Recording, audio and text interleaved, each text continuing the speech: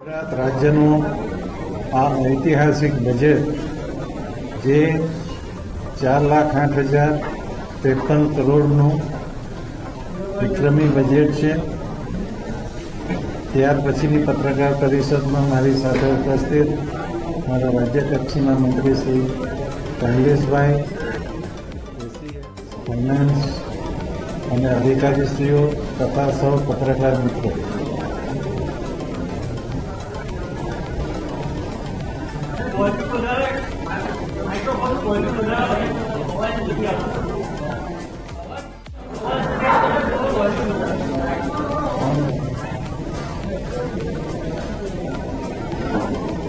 વિકસિત ભારત 2047 અને આત્મનિર્ભર ભારતનો વિઝન લઈને જે આપણા યશસ્વી વડાપ્રધાન માનનીય મોદીજી ચાલી રહ્યા છે, ત્યારે ગુજરાતના માન્ય મુખ્યમંત્રી શ્રી ભૂપેન્દ્રભાઈ પટેલની સરકારનું આ 5મું બજેટ છે.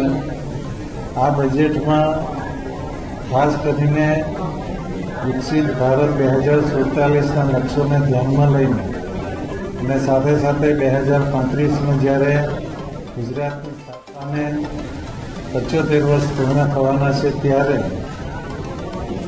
એ બંને રોડ મેપ સાથે ગુજરાતના ઇન્ફ્રાસ્ટ્રક્ચર એટલે કે ઇન્ફ્રાસ્ટ્રક્ચરમાં લગભગ 40%થી વધારો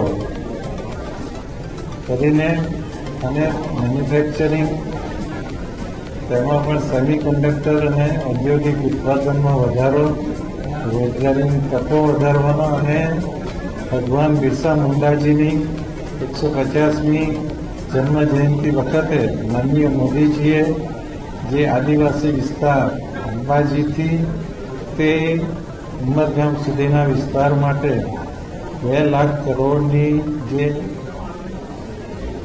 યોજના જાહેર કરી હતી, એના સંદર્ભે આ વિસ્તારના વિકાસ માટે આયોજન કરવામાં આવ્યું છે. અને ખાસ કરીને આ વર્ષને પ્રવાસન વર્ષ તરીકે જાહેર કરીને ગુજરાતમાં વધુને વધુ પ્રવાસન વિકસે એ માટેનું આયોજન કરવામાં આવ્યું છે.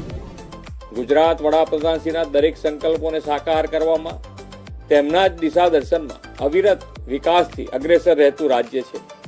અડગ વિશ્વાસ, અવિરત વિકાસની પ્રતિબદ્ધતા સાથેનું ગુજરાતનું બજેટ આજે નાણામંત્રી શ્રી કનુભાઈ દેસાઈએ વિધાનસભામાં રજૂ કર્યું છે. આ બજેટ કોઈ પણ નવા કરવેરાનું ભારણ નાખ્યા વગર રાજ્યની અવિરત વિકાસ યાત્રાને જનકલ્યાણના અડગ વિશ્વાસથી આગળ ધપાવનારું છે. આજે રજૂ થયેલું બજેટ વિશ્વાસ આધારિત શાસન અને માનવ કેન્દ્રિત આર્થિક માળખાનું વિઝન પાર પાડનારું છે, એમ હું સ્પષ્ટ માનું છું.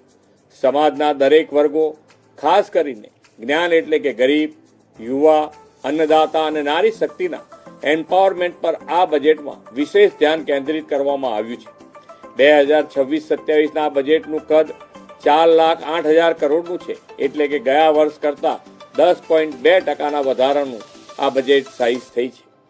બજેટના કુલ ખર્ચના 65% વિકાસલક્ષી ખર્ચ માટે ફાળવ્યા છે. એટલું જ નહીં, સામાજિક સુરક્ષા, માનવ સંસાધન વિકાસ, માળખાકીય સુવિધાઓ તથા આર્થિક વિકાસ અને ગ્રીન ગ્રોથ એમ 5 સ્તંભ પર આધારિત આ બજેટ છે. Education, sports, art and culture માટે 20% એટલે કે 64,000 કરોડથી વધુ રૂપિયા ફાળવ્યા છે. શિક્ષિત, સજ્જ, ઉત્કૃષ્ટ અને ભવિષ્ય માટે તૈયાર યુવા શક્તિના નિર્માણ માટે બજેટમાં નમો ગુજરાત કૌશલ્ય અને રોજગાર મિશન માટે 226 કરોડ રૂપિયાનું પ્રાવધાન કર્યું છે. આરોગ્ય, સુખાકારી, સામાજિક સેવાઓ માટે 19% તેમજ કૃષિ, સિંચાઈ, પાણી માટે, શહેરી વિકાસ માટે 11%ની ફાળવણી થઈ છે.